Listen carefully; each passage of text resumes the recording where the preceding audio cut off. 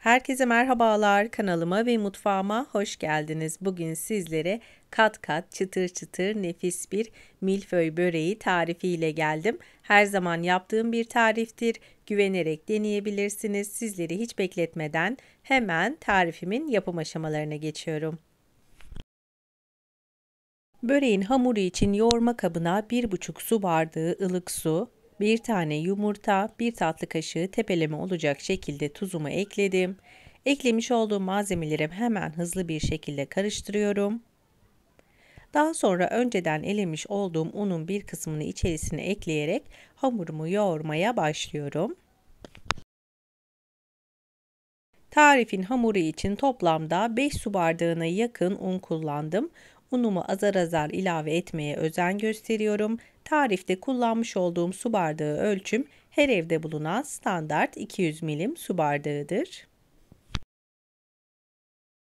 Hazırlamış olduğumuz hamurda maya ve kabartma tozu olmadığı için hamuru ne kadar iyi bir şekilde özlü bir kıvama gelip pürüzsüz bir hale gelene kadar yoğurursak yapmış olduğunuz börekten de bir o kadar memnun kalırız.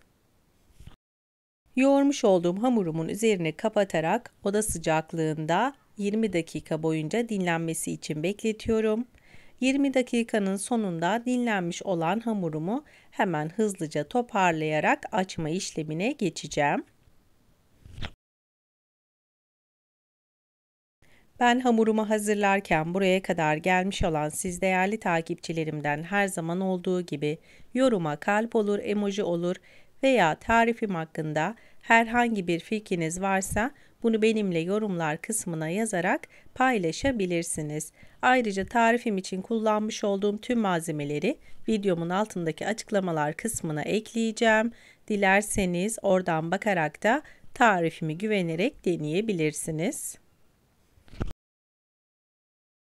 Hamuru iki eşit parçaya böldükten sonra hemen yuvarladım ve hemen bir tanesini kenara alarak üzerine kapattım. Hemen ilk hamurumdan başlayarak oklava yardımıyla hamurumu açmaya başlıyorum.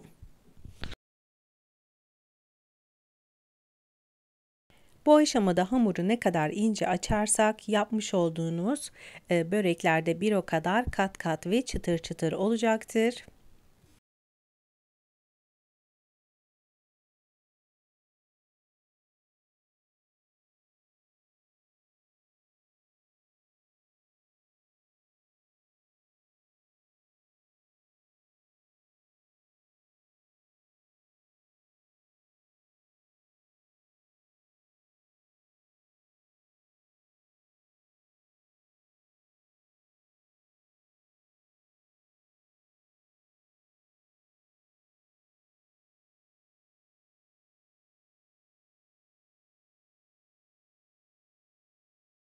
İkinci hamurumu da aynı şekilde açtım ve hazırladım. Hemen kenar kısımları kalınsa oklavayla inceltebilirsiniz. Ara katlarını sürmek için oda sıcaklığında 150 gram kadar tereyağını oda ısısında yumuşamış olan tereyağını kullanacağım. Hamurun her tarafına gelecek şekilde yağın sürülmesi oldukça önemli.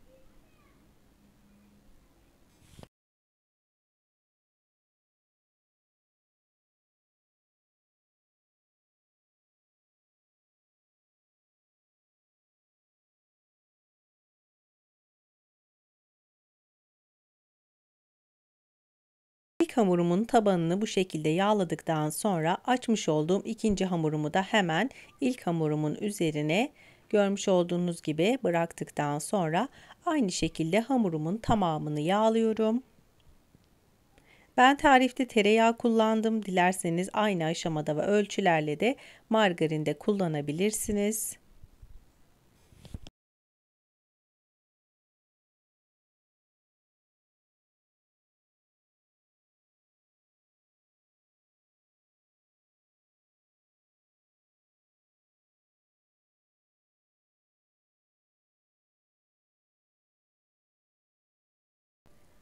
Hamuru yeteri kadar yağladıktan sonra hemen hamuru ikiye katlıyorum. Kuru olan yerlerinde aynı şekilde bolca yağlıyorum. Hamuru bu aşamada ne kadar çok kat verirseniz börekleriniz de kat kat olacaktır.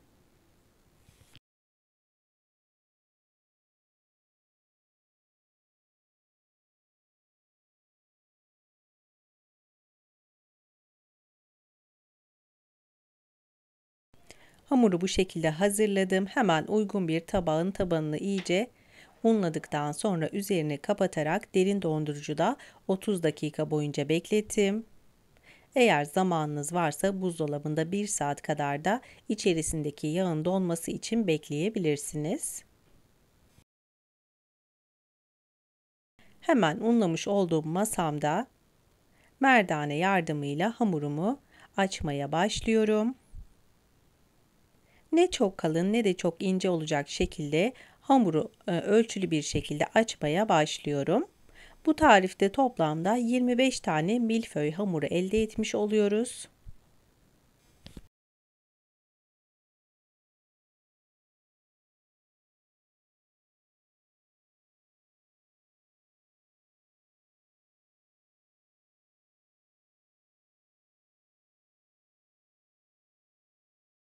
Bir rulet yardımıyla veya bir keskin bıçakla hamuru eşit parçalara keserek toplamda 25 tane kare olacak şekilde hamur dilimleri elde etmiş oluyorum.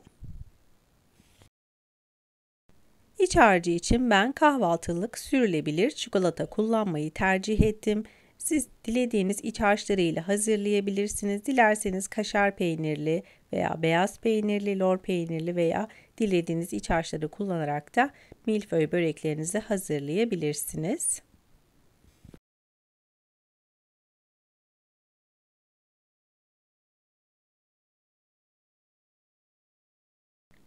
Böreklerime şekil vermek için ben üçgen şeklini vermek istedim. Siz dilediğiniz şekillerde de milföy böreklerinizi hazırlayabilirsiniz.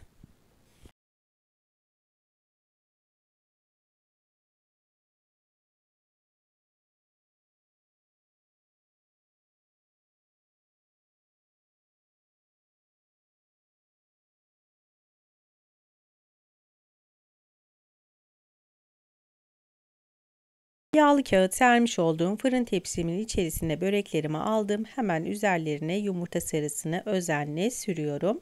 Bu aşamada fırınımı da önceden ayarladım ve ısıttım. 190 derece alt üst ayar fansız fırında altı üstü nar gibi kızarana kadar böreklerimi fırına gönderiyorum.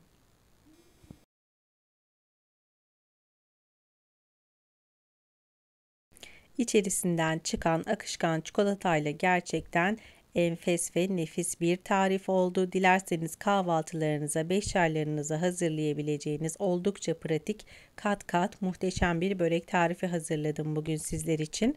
Umarım sizler de tarifimi dener ve beğenirsiniz. Tarifimi beğenmeyi, paylaşmayı unutmayın lütfen. Bir başka tarifte, bir başka lezzette görüşmek üzere. Hoşça kalın. Allah'a emanet olun.